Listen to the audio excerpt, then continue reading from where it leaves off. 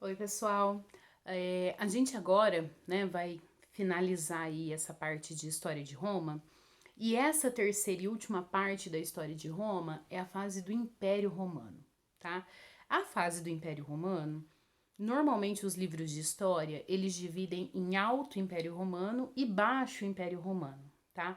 O Alto Império Romano, pessoal, é o período da história de Roma em que nós temos o apogeu do império, o aumento do território, o desenvolvimento do sistema escravista, enfim, tá? É o auge mesmo, o apogeu do Império Romano, inclusive em extensão territorial.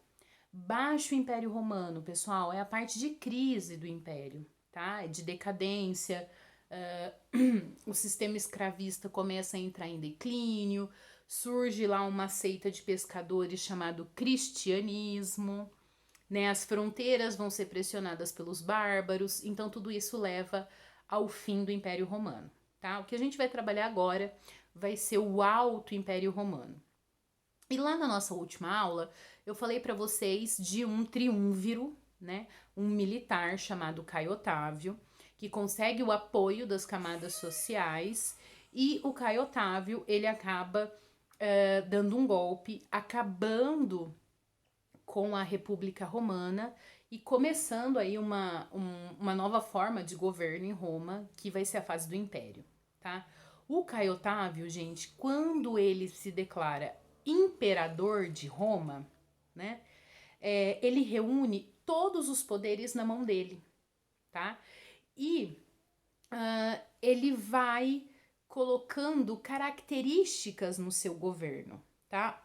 Uma das características aí mais importantes do Caio Otávio é que ele vai se declarar Augusto, tá? Augusto é uma palavra latina que significa filho dos deuses, tá? Então o Caio Otávio, ele tira o nome Caio, porque é um nome muito comum, tá?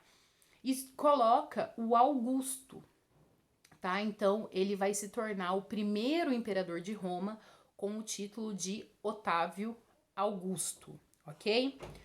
Se ele é filho dos deuses, significa que ele não é um mero mortal, tá? Ele não é qualquer pessoa. Então você não pode contrariar o filho dos deuses, tá? É uma forma aí de aumentar o poder do imperador e também de legitimar, quer dizer, de explicar por que, que ele está no poder. Ah, ele está no poder porque ele é filho dos deuses, ok? Ele se torna comandante supremo do exército e ele também se torna aí o chefe do Senado, tá? Ah, mas professor, o Senado não deixou de existir? Olha que safadinho, o Otávio Augusto. O Otávio Augusto, ele faz uma reforma política, tá? Ele mantém o Senado. Então, nessa terceira fase, eu tenho o imperador, mas eu também tenho o Senado, tá? O Senado continua sendo importante. Qual é a diferença? Agora, para você se tornar um senador, para você poder fazer parte do Senado, você não precisa ter nascido na camada social dos patrícios. Para você se tornar senador, você tinha que ter dinheiro, tá? Você tinha que ser rico, ok? Então, se agora a base para participar do Senado é censitária, quer dizer, é baseado na renda, aqueles homens novos, né, aquela camada social que surgiu, agora pode participar do Senado, tá? Como ele não fechou o Senado, né, como ele manteve o Senado, os patrícios também vão apoiar o imperador, tá? Então, com essa reforma política, né, com essa mudança política, o Otávio Augusto ele consegue aí apoio das camadas sociais. Ah, mas e se alguém se revoltar? Durante um período do governo do Otávio Augusto, a gente vai chamar esse período de Pax Romana, tá? Ou Paz Romana. É um período que não vai ter revolta. Só que essas revoltas elas não vão existir, elas não vão acontecer, porque o Otávio Augusto ele vai controlar tudo isso através da violência. É estranho, eu sei, né? Falar, nossa, ele vai garantir a paz através da violência, tá? Mas é como se fosse um exemplo, tá? Ah, se tiver uma revolta, eu vou usar de muita violência para reprimir essa revolta, para acabar com essa revolta. E aí, outras pessoas não vão querer se revoltar porque eles sabem o que vão acontecer, tá? Então, é partir do exemplo mesmo. Então, eu tenho reformas políticas, tenho a Pax Romana, eu tenho o Otávio Augusto, né, filho dos deuses, e o Otávio Augusto, ele vai se cercar, né, ele vai ali chamar pessoas, e uma dessas pessoas é um cara chamado Caio Mecenas. E o Caio Mecenas, ele vai ser responsável por desenvolver a cultura romana.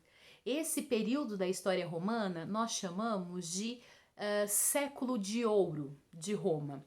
É o período em que vai se desenvolver a literatura romana, vai se desenvolver a filosofia romana, é realmente aí um desenvolvimento das artes, né, e da cultura em geral, dentro do território romano, tá?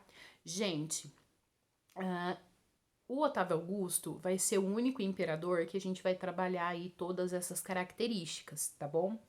Mas o Otávio Augusto, ele não foi o único imperador desse período. E aí cada família que fica no poder, né, cada dinastia que fica no poder, a gente vai dar um nome, né? Então tem a dinastia dos Antoninos, a dinastia dos Severos, né? A dinastia Júlio-Claudiana, que é essa do Otávio Augusto, tá? Então nós temos aí essas dinastias no poder. E esse poder, né, esse auge, esse período áureo do Império Romano vai durar até mais ou menos, tá? Mais ou menos finalzinho do século III, ok? Pessoal, a gente vai encerrar o Império Romano aqui.